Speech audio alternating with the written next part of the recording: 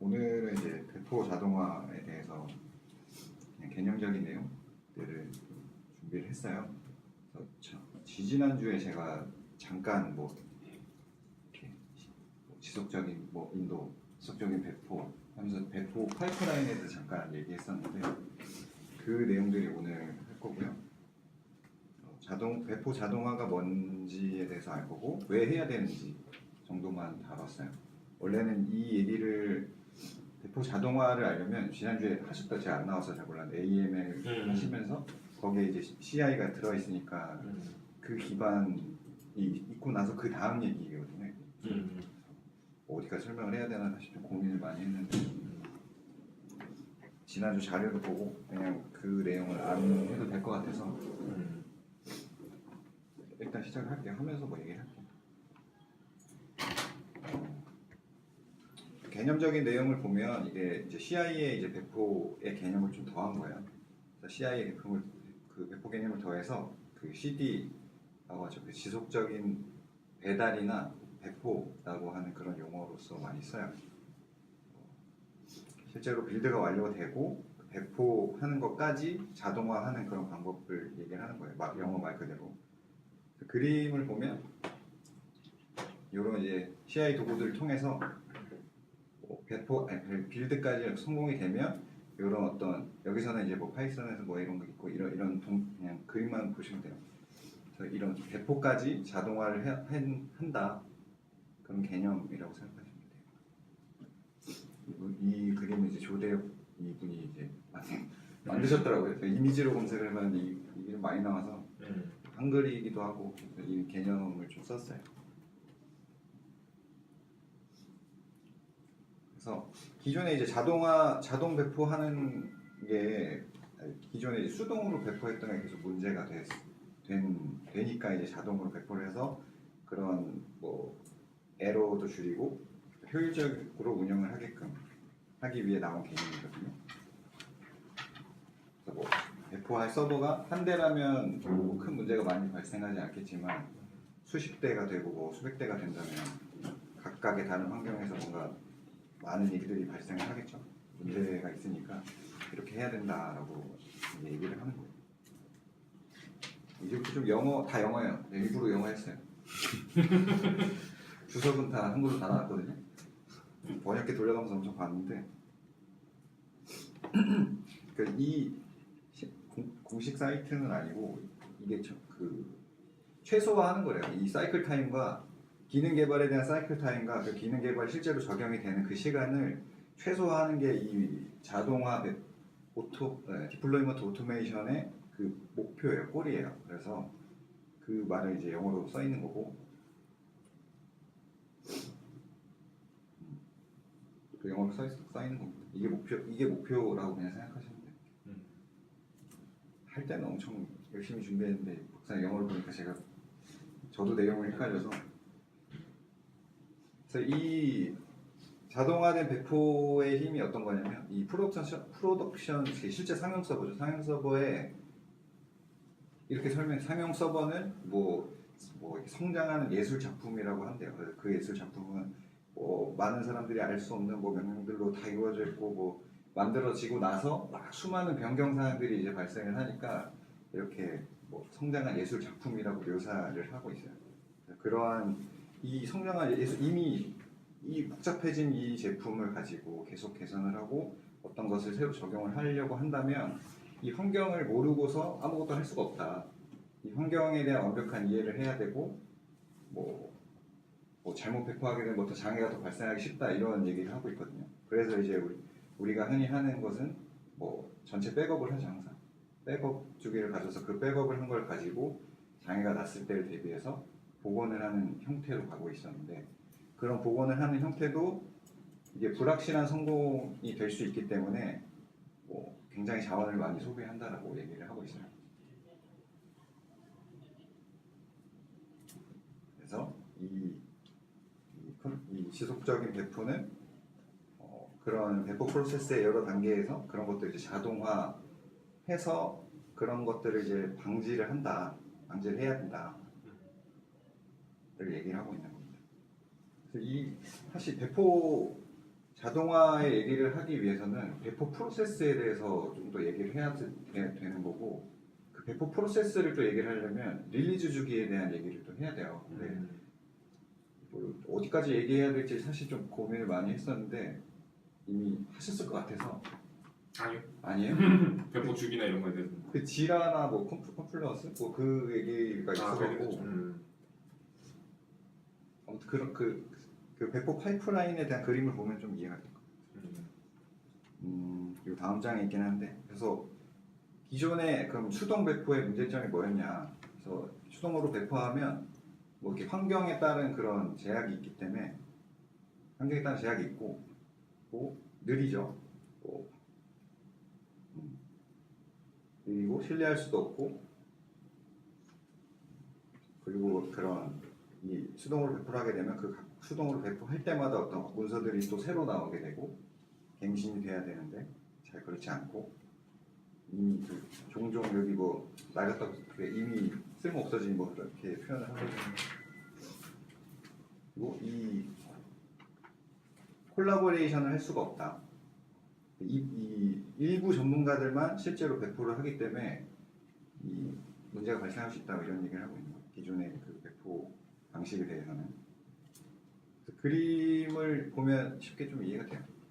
아까 앞에서 말한 그 지속적인 자동화된 배포의 목적과 부합하는 거죠. 좀 더 빠르게 가치를 창출하기 위한 행위인 거예요.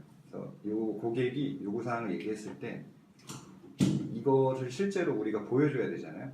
우리가 보여줘야 하는 이 피처 사이클 타임을 최소화하는 것이 이 자동화된 배포의 목적이면서 해야 하는 이유인 거죠. 굉장히 심플한 그림이죠. 이 그림으로 사실 다 설명을 할 수가 있어요. 주 장점이 뭐냐? 계속 얘기하는 그 사이클 타임 줄여서 뭐 그런 건데, 뭐 굳이 이제 사전적으로 얘기를 하자면 뭐 반복성을 좀 줄여서 효율적으로 일을 할 수가 있다. 그리고 자동화를 하게 되면 에러가 당연히 적겠죠. 사람이 하면 휴먼 에러가 발생할 수 있으니까. 뭐 그런 것들도 있고, 컴퓨터라는 일을 컴퓨터한테 시키는 거니까 그런 장점들이 있겠죠. 그리고 누구나 배포를 할 수 있다. 아까 앞에 말한 뭐 배포하게 되면 일부 그 담당자 뭐 전문가 그분들만 하니까 당연히 좀 협업도 안 되겠죠. 뭐 내용도 잘 모르니까 그분들은 누구나도 할 수 있고 일에만 집중할 수 있고, 왜냐면 그 배포를 수동으로 하게 되면 그 외에 부가적인 일들을 다 해야 되는데 실제 그 개발에 집중해서 할 수 있다 그런 얘기를 하고, 고객 만족도가 당연히 높아지겠죠. 아까 자기의 요구사항이 그 피처 사이클 타임을 최소화할 수 있으니까 실제로 눈에 바로 볼 수 있게끔 하는 그 시간이 줄여지는 거니까 고객 만족도가 높아진다. 그리고 비용도 낮아진다. 뭐 당연하죠. 시간이 줄어드는 거니까 에러가 없어지고. 엄청 이 사전적인 얘기예요 다. 이렇게 말하면 안 좋을 게 어디 있어요. 그죠? 그래서 이 책을 쓴 이 책이 있어요. 우리나라에 팔더라고요. 8만 얼마예요 이거. 이 얘기를 이 책 하나 엄청 긴 내용인데 사실 아까 그 목적에 부합하기 위해서 어떻게 해야 되냐에 대한 내용들이 써 있는 거예요. 구매하실 거면 제가 좌표를 남겨놨으니까. 우리 오늘 인당 8만 5천원짜리 수업 강의하는 거야? 아니 저는 안 봤습니다. 아니 그 뜻이 아니라 다슬님의 강의로서도 이거 책만큼의 훌륭한 뭐 그렇게 생각하신다면 부끄럽네요. 그래서 이 책에서 가장 중요한 말이 한 구절이 있는 거예요.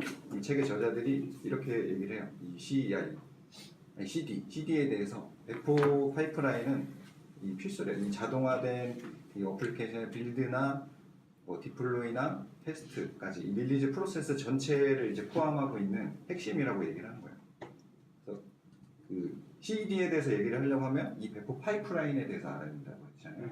그래서 이 배포 파이프라인은 이런 일련의 과정들의 핵심인 거죠. 본질인 거죠, 본질.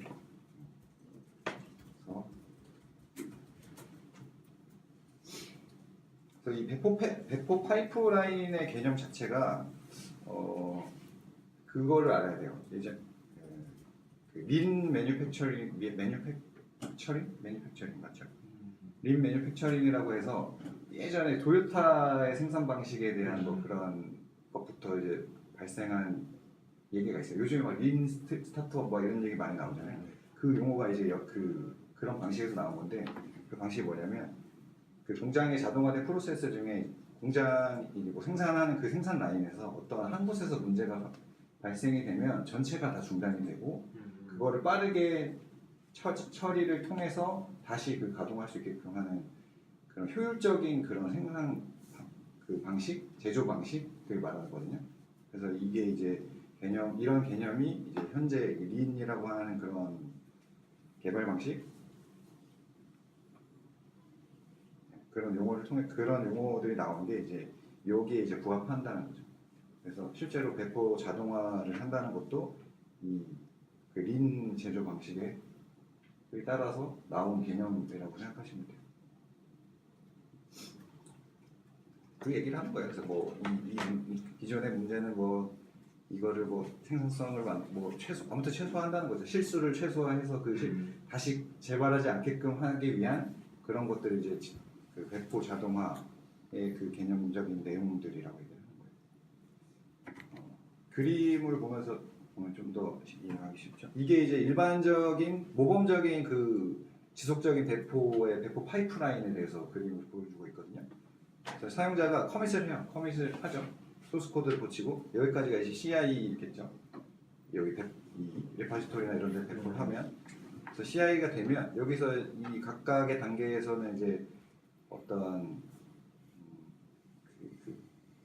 갑자기 트리거나 뭐 어떤 뭐 배치를 통해서 훅을 통해서 얘네들이 이제 변경되는 걸 계속 바라보고 있겠죠. 바라보고 있으면 이 빌드 아티팩트라는 어떤 요소들 그런 것들이 만들어지면 여기서 이제 이 빌드 오토메이션 서버에서 자동으로 테스트도 하고 배포까지 하게끔 하는 그런 과정을 포함하고 있는 거예요. 여기서 이제 각각의 뭐 이런 뭐 어셉턴스 테스트라는 곳에서 뭐 테스트하고 뭐 카퍼시티 테스트에서 테스트하고 여기 뭐 유저 어셉턴스 테스트에서 테스트를 하고 실제 상용에 배포하는 거죠. 그러니까 이런 과정들이 자동화하게끔 한다는 거예요. 자동화한다는 그 개념이 이제 요런 흐름이 이제 배포 파이프라인이라고 얘기를 하는 거고 이런 전체적인 그림을 얘기하는 큰 틀이 배포 자동화라고 얘기를 하는 거죠. 그래서 요 단계에 대해서 이제 좀 들어가 볼 텐데 갈게요. 이 그림을 좀 보세요. 지금 아까 본 게 여기 이제 커밋을 하는 한 단계가 있고 커밋을 해서 얘가 이제 가져가서 테스트를 하는 단계가 있고 이제 그 다음에 배포하는 그런 큰 틀로 이루어져 있거든요. 보면 실제 커밋 스테이지고 이 빌드 오토메이션 서버로 이제 체크아웃 되는 거예요. 그 개발자들이 레파지토리에 그 소스 변경을 해서 커밋을 하면 얘가 이제 기다리고 있다가 이제 가져오는 그런 작업들을 얘기하는 거고 그다음에 어셉턴스 테스트 스테이지는 이제 이 배포 자동화 이제 스크립트 얘가 이제 뭐 트리거가 발생해서 그 트리거도 어쨌든 스크립트로 되어 있겠죠. 그 스크립트가 실행돼서 실행돼서 이 실제 그 커밋한 그 소스들이 테스트 될 수 있게끔 하는 환경을 구성하는 그런 테스트 단계라고 생각을 하시면 돼요.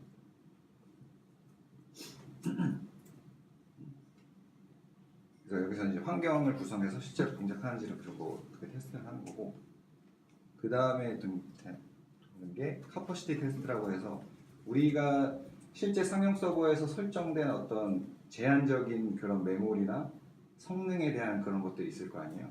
그 성능이나 그런 부하 테스트라고 생각하시면 돼요. 여기 보시면 전형적으로 부하 테스트를 얘기를 하는 거고 앞에서는 실제 그런 환경을 2단계에서는 실제 그런 환경을 구성해서 테스트할 수 있는 그런 테스트 단계가 하나. 그 다음으로 이게 통과되면 이제 카퍼시티 테스트라고 해서 실제 로드 테스트를 하고 이게 우리가 설정한 실제 상용 서버의 그 구성에 잘 동작하는지를 테스트하는 거죠. 그게 이제 넘어가면 이제 유저 어셉턴스 테스트라고 해서 실제 최종 사용자가 요구사항에 부합하는지 맞는지를 검사하는 그런 단계. 근데 얘가 통과가 되면 실제로 이제 배포가 되겠죠. 릴리즈 스테이지로 가는 거예요. 그래서 이런 큰 라이프 사이클로 이루어져 있는 게 이제 배포 자동화라고 생각하시면 돼요. 되게 별거 없죠. 이 말은 사실 별거 없어요. 이걸 구축하는 게 진짜 어려운 거지. 하지만 이제 도구들이 너무 잘 되어 있으니까 그런 것들로서 얘네들을 쉽게 할 수 있다 이렇게 얘기를 하고 있어요. 요거는 좀 너무 제가 대충 설명했나요? 앞에서 이론적인 설명은 이게 끝이고요.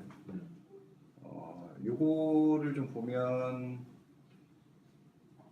이게 17년인가 15년인가 제가 기억이 잘 안 나는데 볼게요. 실제로 요 배포 자동화를 지원하는 그 도구들에 대한 21가지 리스트를 보여줘요. 대표적인 게 이제 젠킨스, 지난주에 했죠, 이 발표. 좀 못 들어서. 얘가 이제 배포 자동화를 할 수 있게끔 도와준 도구죠. 많이 쓰이죠, 이게 이제. 일렉트로닉 플로우라고 이런 여러 가지 종류가 있어요. 여러 가지 종류가 있고, 그레이드도 여기 있죠.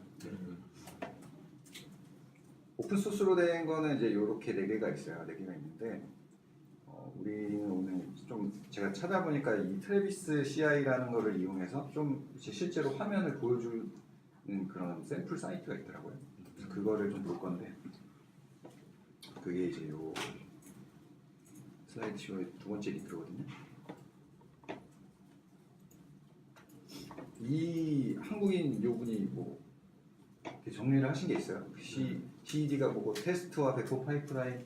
제가 아까 그 얘기를 안 했어요. 그 테스트가 왜 중요하냐면 배포를 하기 위해서는 그 테스트들을 다 거쳐서 배포가 돼야 되는데 그 테스트가 가장 중요하다라고 얘기를 하고 있어요. 이 테스트가 정상적으로 통과가 돼야 이게 신뢰할 수 있는 소스가 되니까 그래서 그 단계까지가 가장 중요하다라고 얘기를 하고 있어요. 그게 이제 컨티뉴어스 인티그레이션 소스만 머지하는 게 아니라 이 안정성이 계속 다 이렇게 머지가 되는. 그래서 이제 린 제조 방식 얘기가 나오는 거고 단계를 거쳐서 가야 된다. 그래서 재고를 없애고 비효율적인 걸 없애야 된다 이런 얘기를 한 거죠. 이것도 이제 배포 파이프라인의 하나인 거죠. 그림만 보면 여기서 소스를 해서 얘는 이제 각각의 트리거들인 거예요.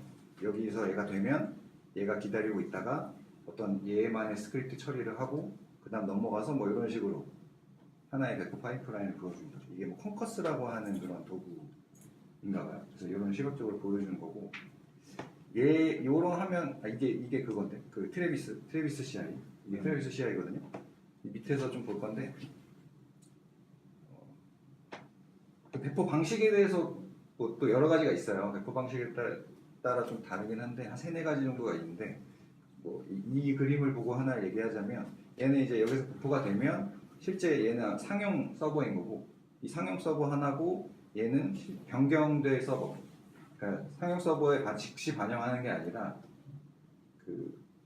여러 대가 있다고 한다면 일부 데스크에만 그 변경된 내용을 적용을 하고 실제로 같이 운영을 하는 거예요. 그러니까 여기서 이제 로드 밸런싱을 통해서 이렇게 주겠죠. 프록시나 이런 걸 통해서 얘는 이번에 접속하면 얘는 과거의 버전을 갖고 있는 거고 여기로 접속하면 변경된 적용 사항을 할 수 있게끔 그래서 무중단 서비스를 할 수 있게 이렇게 배포를 한다 이런 방식을 얘기하는 거예요. 다 쓸데없죠. 이거는 이 아티클은 그 영화 넷플릭스에서 이렇게 한대요. 그런 내용들을 쓴 거고 우리가 실제로 좀 보면 이 화면을 이제 볼게요.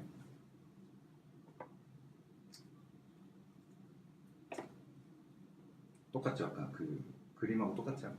실제로 이 배포 자동화를 이렇게 구성을 해놓은 거예요. 그래서 보면 여기서 지금 녹색은 이제 정상으로 됐다 그 얘기를 하는 거고 이 단계에서 쭉 가서 여기서 지금 이상하죠 색깔? 얘는 이제 에러 난 거죠. 눌러보면 얘는 요 18번째 테스트에서 에러 갔다. 보면 이게 쭉 이게 순서거든요. 얘가 수행된 뭐 그 순번에 대한 그 이력들이고 15, 16, 17까지 정상으로 됐다가 18번에서 오류가 난 거예요. 요거에 대한 내용이 뭐 이제 요 밑에 나오거든요. 이건 아직 실행이 안 돼서 그런 거예요. 이 빨간색을 한번 눌러볼게요. 빨간색이 에러 난 거거든요. 빨간색 에러에 대한 이 메시지를 바로 볼 수가 있죠. 그래서 이 도구를 쓰면 이제 뭐 새벽에 아마 얘가 계속 아까 말한 그 메일을 쏘든 뭐 문자를 보내든 이런 걸 가능하게끔 해주거든요. 다시 한번 처음으로 가보면, 그러니까 이런 식으로 이제 다 배포 파이프라인 이제 한눈에 보기 쉽게 되어 있죠. 어떤 흐름대로 가고 어디서 장애가 났고 어디서 성공이 났고. 하나 눌러볼까요? 얘는 뭐 한 514번의 이런 배포 과정을 거쳤고 507번에서만 에러가 발생을 했다. 실제로 에러가 발생한 내용을 이렇게 잘 찾아서 어떤 게 문제인지를 확인할 수가 있겠죠. 그러니까 도구를 쓰면 이런 배포 자동화도 쉽게 구성을 하고 뭐 굉장히 효율적인 업무를 할 수 있다 이런 얘기를 하고 있는 거예요. 여기 보면 이제 뭐 석세스냐 에러냐 뭐 이런 그 색깔에 대한 그게 나와 있죠. 이게 다야. 오늘 발표 자료 사실 이게 다고. 할 말 많아요. 많으실 것 같아서. 저희 마지막 그 페이지는 보여드려야죠. 그 창조는 사실 이것저것 많이 봤어요. 그래서 우리나라 말로 돼 있는 거는 좀 많이 참고할 게 없더라고요. 뭐 참고할 게 없었어요. 그래서 다 영어로 된 걸 봤고 구글 번역기가 이렇게 통째로 하면 좀 말이 이상해요. 그래서 문장 단위로 하면은 좀 쉽거든요. 그렇게 해서 보시면 될 것 같고 아까 방금 보여드린 그 사이트를 참고하시면 좀 실제로 이제 이렇게 하는구나라고 볼 수가 참고하시면 될 것 같아요. 질문은 뭐 없으실 것 같고 이분이 할 말이 있으시고. 질문 있으세요? 네. 있어요? 네. 아니 저 배포 자동화라는 게 사실 저는 그동안 그냥 젠킨스를 써서 배포를 그러니까 수동으로 안 하는 게 배포 자동화인 줄 알았어요 그동안. 근데 그냥 주기도 설정을 하고 SVN에서 그 배포 자동화 서버가 알아서 가져와가지고 지가 알아서 하는 걸 배포 자동화라고 하는 거죠. 그냥 젠킨스만 이용한다고 배포 자동화가 되는 건 아니잖아요. 맞아요? 그게 그러니까 두 가지 측면은 나눌 수 있어요. 그래서 이게 아까 CI/CD 이렇게 얘기하는 건데 그 일단 배포 자동화 그 디플로이 오토메이션은 우리가 그 뭐 일종의 버튼 뭐 젠킨스에서 그런 버튼을 통해서 그 주기적인 거 상관없이 그냥 우리가 예전에 뭐 자료 파일이나 아니면은 이렇게 클래스 파일을 직접 옮겨 넣던 그 짓거리를 안 하기 위해서 그렇게 내가 버튼 하나로 어디선가 얘가 알아서 이제 소스 가져다가 빌드하고 이거 갖다가 어디 서버에 배포하고 이 서버를 다시 리스타트 시키고 이거를 하는 이 프로세스를 그 배포 자동화라고 하고 이제 근데 배포 자동화는 이 CD랑 그 떼어놓고 얘기할 수가 없어요. 그래서 continuous delivery를 하기 위해서 이제 그 안에서 이제 뭐 주기가 들어가고 아니면 뭐 커밋을 하면 그걸 훅해서 이런 얘기가 이제 들어간다. 그래서 그 두 개를 좀 분리해서 생각하시면 될 것 같고.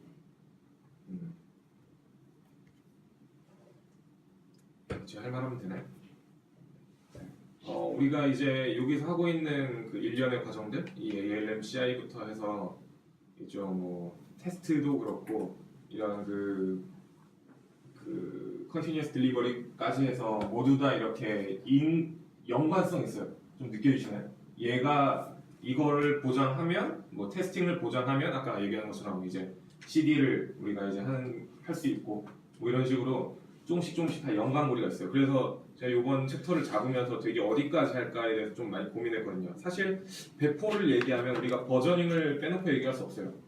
이 버전에 대해서 배포를 하고 이거 문제가 됐을 때는 어떤 걸로 넘어가고 이것에 대해서 우리는 이렇게 태깅이라고 하는 그런 것들을 찍고 이런 거에 대해서 얘기를 해야 되는데 근데 그것까지 얘기하기는 요번에 너무 그럴 것 같아서 그래서 저희 마지막 이제 부록 시간에 깃을 넣어놨어요. 저희 그 커리큘럼에다 깃이랑 깃 플로우를 넣어놨고 그때 이제 이런 버저닝에 대해서 다시 한번 얘기를 해보면 좋을 것 같아요. 부록으로. 그리고 이제 회사에서 배포하실 때 손배포하시는 분 있나요? 뭐 자르 단위든 뭔 단위든 FTP로 들어가서 배포를 한다. 있으신가요? 저요. 저희도 그러죠. 그 장애 없었나요? 그 가운데서 이렇게 그 손으로 옮기면서 장애 있어요. 그 싱크가 안 맞아가지고.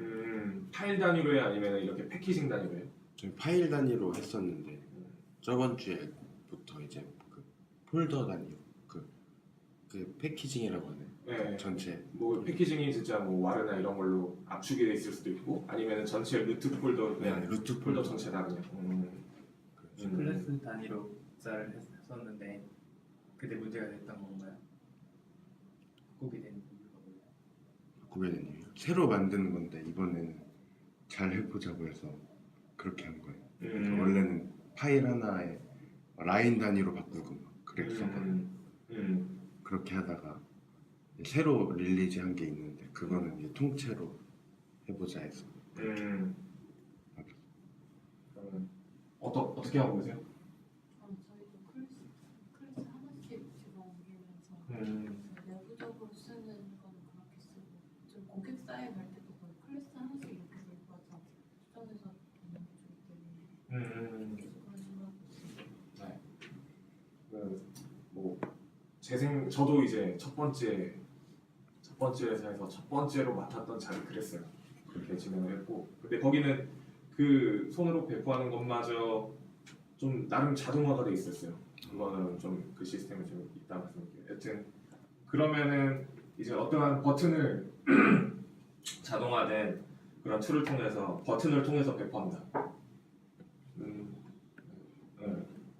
다들 대부분 뭐 이렇게 CI 구성해놓고 내가 이제 뭐 데브나 뭐 스테이징 테스트를 할 때 내가 그 서버에 들어가서 직접 뭔가 막 리스트 다 두고 이게 아니라 다 자동화된 버튼을 통해서 하고 계신가요? 정말요? 확실히 말해주세요. 맞아요? 네.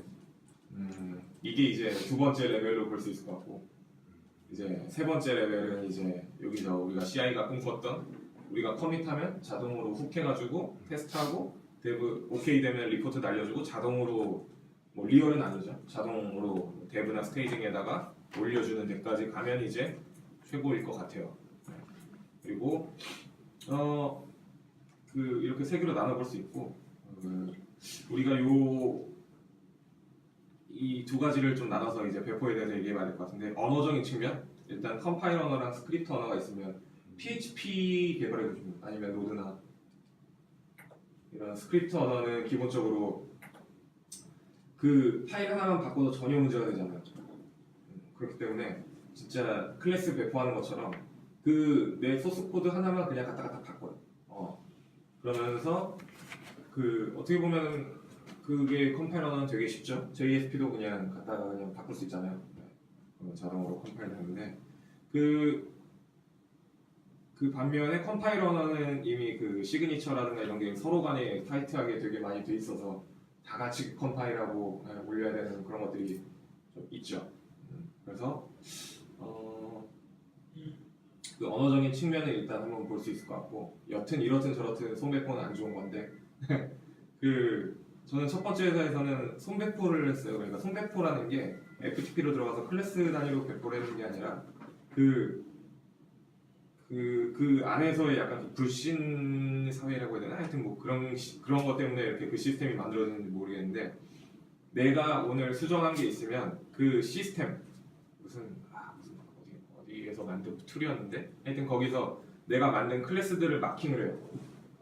이렇게 이거 내가 오늘 만들었고 이번에 배포돼야 된다.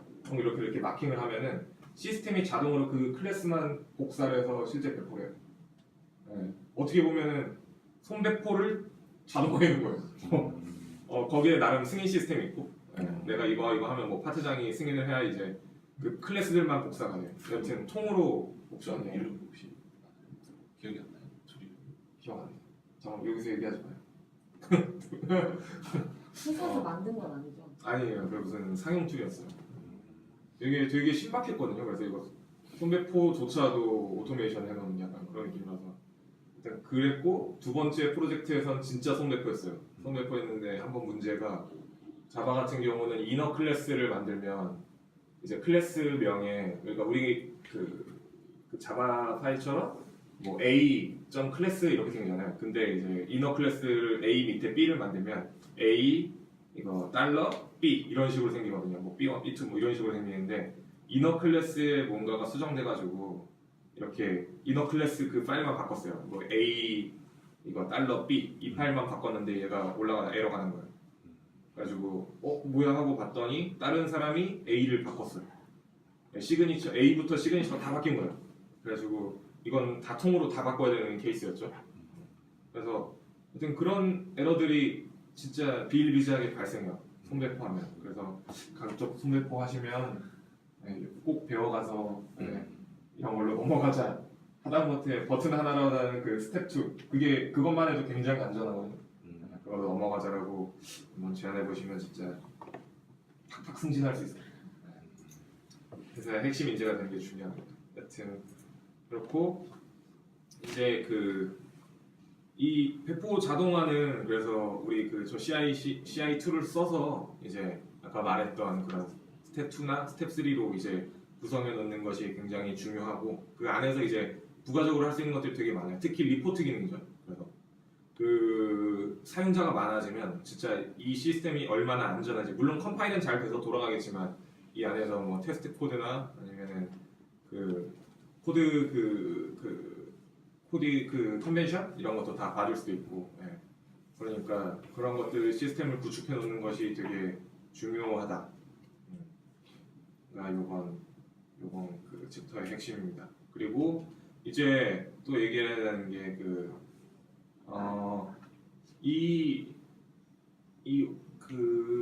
배포 자동화는 두 가지 측면에서 좀 얘기를 해볼 수 있을 것 같아요.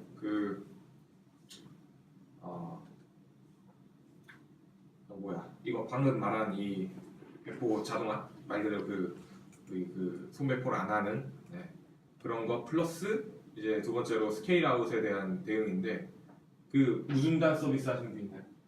24시간 돌아가는 서비스 하시는 분? 일단 24시간 서비스 있고 또 없나요? 새벽 3시에 장애 리포트 받아본 적 없으신가요? 저도 이전 회사에서 일반적으로 우리 뭐 자바 개발자들은 다 이제 대고객 서비스를 하지만 대고객이 대국민 서비스는 아니죠. 대국민하는 서비스를 하는 케이스는 많지 않아요. 그래서 뭐 하다못해 뭐 은행이나 뭐 그런 보험사를 가면은 나의 클라이언트는 그 은행 캐셔들이지 진짜 말 그대로 대국민이 되진 않거든요 보통. 그래서 무중단 서비스라는 의미를 잘 몰라요. 그러니까 내가 서버가 100대가 있어요. 그럼 내가 오늘 배포라잖아요. 그러면은 한 5시까지 이제 너네 업무 마감해 하고 이부터 못 써 해놓고 한 7시쯤에 그냥 전체 배포 끝 이거예요.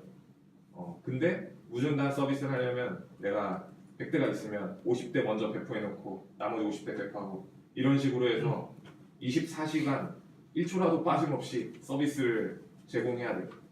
그때 저 CI CD 배포 자동화가 굉장히 더 필요해요. 내가 손으로 한 대 한 대 들어가서 클래스 다 바꿀 수 없잖아요. 그러면 패키징 해놓고 자동화해서 1번부터 뭐 10대씩 100대를 할 거다 뭐 이런 식으로 설정을 다 해야 되고 그 가운데서 이제 굉장히 뭐 네트워크나 뭐 준비가 안 됐는데 막 서비스에 올라가면 안 되잖아요. 그런 것들에 대해서 배포하는 게 굉장히 중요해요. 일반적인 뭐 사내 인트라넷이나 그런 좀 제한된 사람들만 쓰는 거는 쓰는 환경에서는 좀 경험할 수 없는 그런 구조죠. 그래서 이 다음에 우리가 할 게 이제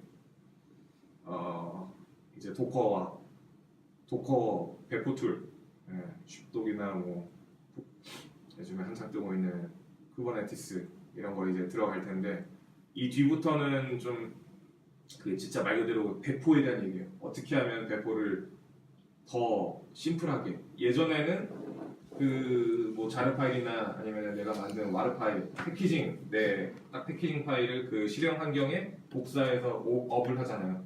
이제는 그걸 한 단계 뛰어넘어서 아예 이 실행되는 환경 자체 뭐 VM 일종의 VM이죠. VM을 이미지로 떠서 복사를 해서 그거를 그냥 올려버리는. 근데 VM은 이건 이제 도커가 그냥 하는 얘기구나. VM은 이제 너무 뭐죠? 커널이나 OS를 다 들고 가야 되니까 그래서 이제 그거를 뛰어넘는 도커라는 기술이 나왔고 그게 다음에 그렇습니다. 이제 이렇게 일련 과정이 있어서 말씀드린 거고 여튼 꼭 클래스 배포는 회사 가서 꼭 제안해 주세요. 안 돼요. 진짜 안 돼요. 요거 그림이 그거예요. 아까 제가 뭐 중간에 부하 테스트 한다고 했잖아요. 얘가 이제 배포하기 전과 후에 대한 각 두 버전을 실제로 뭐 사용량을 이렇게 볼 수가 있고 도구로서 다 지원한다는 거예요. 그래서 이런 설정들도 다 할 수가 있다. 서버들. 그 그림이 수고하셨습니다. 그래서